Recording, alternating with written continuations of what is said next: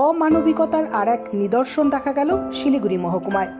প্লাস্টিকে মোড়া অবস্থায় এক সদ্যজাত শিশুকন্যা উদ্ধারকে কেন্দ্র করে চাঞ্চল্য ছড়ালো শিলিগুড়ি সংলগ্ন শিব মন্দির এলাকায়।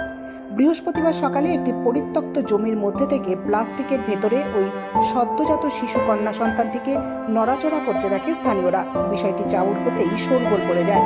এলাকাবাসীরা বিষয়টি জানিয়ে পুলিশকে খবর দেয়। খবর পেয়ে মাটিগাড়া থানার পুলিশ ঘটনাস্থলে পৌঁছে সদ্যজাতকে উদ্ধার করে উত্তরবঙ্গ মেডিকেল কলেজ ও হাসপাতালে নিয়ে যায়। বর্তমানে হাসপাতালে চিকিৎসাধীন রয়েছে ওই সদ্যজাতটি।